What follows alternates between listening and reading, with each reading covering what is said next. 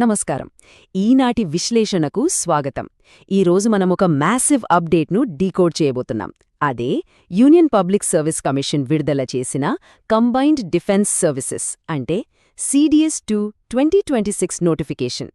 దేశ రక్షణ రంగంలో అత్యున్నత స్థాయిలో అడుగుపెట్టాలని కలలు కనే ప్రతి ఒక్కరికీ ఇదొక గోల్డెన్ ఆపర్చునిటీ అని చెప్పాలి.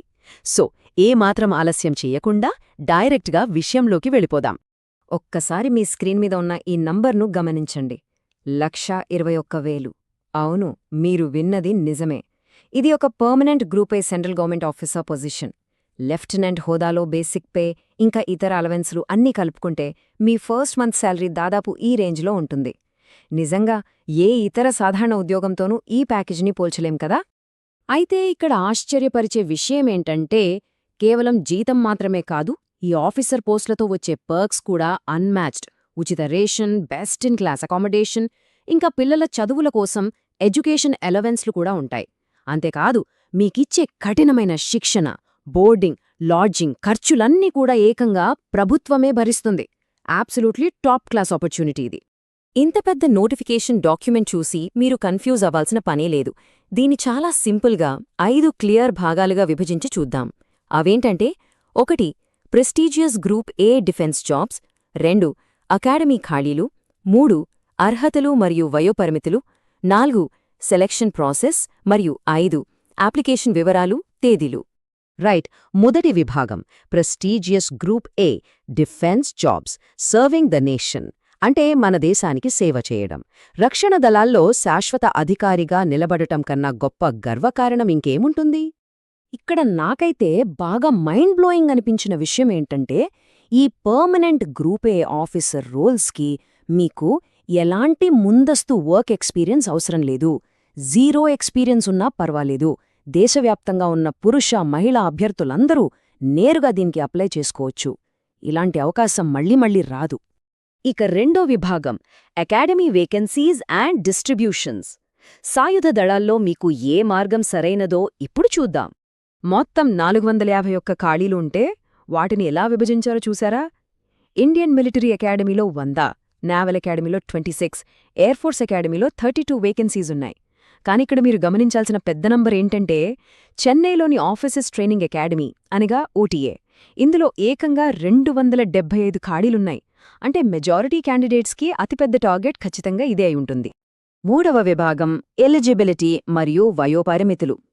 ఇవే మన గేట్ కీపింగ్ క్రైటీరియా. అంటే ఇవి చాలా స్ట్రిక్ట్ అన్నమాట. ఇక్కడ కొంచెం జాగ్రత్తగా వినండి. ఏజ్ లిమిట్స్ విషయంలో ఎలాంటి రిలాక్సేషన్స్ ఉండవు. IMAకి మామూలు డిగ్రీ ఉంటే చాలు.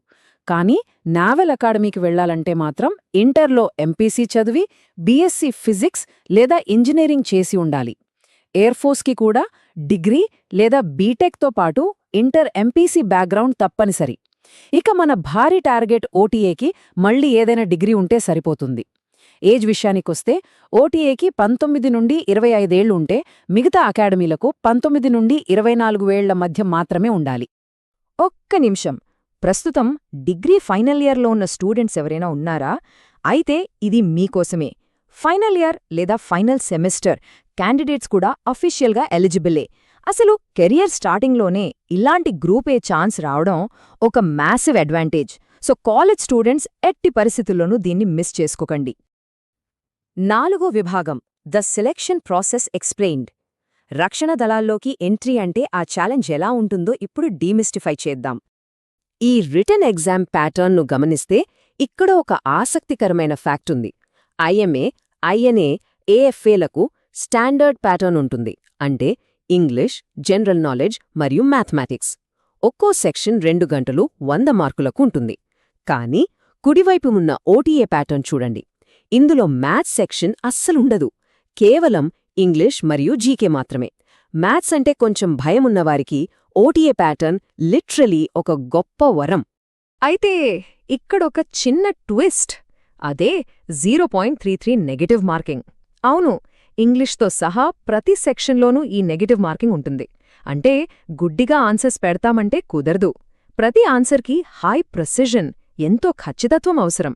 రిటన్ ఎగ్జామ్ క్లియర్ చేశాక అసలు సిసలైన ఘట్టం మొదలవుతోంది. అదే SSB ఇంటర్వ్యూ. ఇది చాలా ఇంటెన్సివ్గా ఉంటుంది. వెయిటేజ్ చూస్తే ఇండియన్ మిలిటరీ అకాడమీకి 300 మార్కులు, ఆఫీసర్స్ ట్రైనింగ్ అకాడమీకి 200 మార్కులు ఉంటాయి. జాబ్ డిసైడ్ చేసే ఫైనల్ అండ్ హై స్టేక్స్ రౌండ్ ఇదే. ఇక ఆఖరి మరియు 5వ విభాగం అప్లికేషన్ లాజిస్టిక్స్ మరియు తేదీలు. నెక్స్ట్ మనమేం చేయాలి? అప్లికేషన్ ఎలా సబ్మిట్ చేయాలో చూద్దాం. ఫీజుల విషయానికొస్తే ఇది చాలా అఫోర్డబుల్. కేవలం 200 రూపాయలు మాత్రమే. ఆన్లైన్లో కార్డ్స్ లేదా యూపీఐ ద్వారా సులభంగా పే చేయొచ్చు. బట్ వెయిట్, మహిళా అభ్యర్థులకు మరియు ఎస్సీ/ఎస్టీ అభ్యర్థులకు ఈ ఫీజు కూడా లేదు. 0, పూర్తిగా ఉచితం. ఈ అద్భుతమైన అవకాశం ప్రతి ఒక్కరికీ అందుబాటులో ఉండాలన్నదే దీని ఉద్దేశ్యం. మరి ఎగ్జామ్ రాయడానికి ఎక్కడికో ఢిల్లీకో ముంబైకో వెళ్లాలా? అవసరం లేదు. మన తెలుగు రాష్ట్రాల్లోనే సెంటర్స్ ఉన్నాయి. ఆంధ్రప్రదేశ్ వారి కోసం తిరుపతి, విజయవాడ మరియు విశాఖపట్నం. ఇక తెలంగాణ అభ్యర్థుల కోసం హైదరాబాద్లో ఎగ్జామ్ సెంటర్స్ అందుబాటులో ఉన్నాయి. సో చాలా కంఫర్టబుల్గా మీ సొంత రాష్ట్రం నుండే ఈ నేషనల్ లెవెల్ ఎగ్జామ్ రాయొచ్చు. ఇక ఫైనల్గా timeline. Count down already start అయిపోయింది.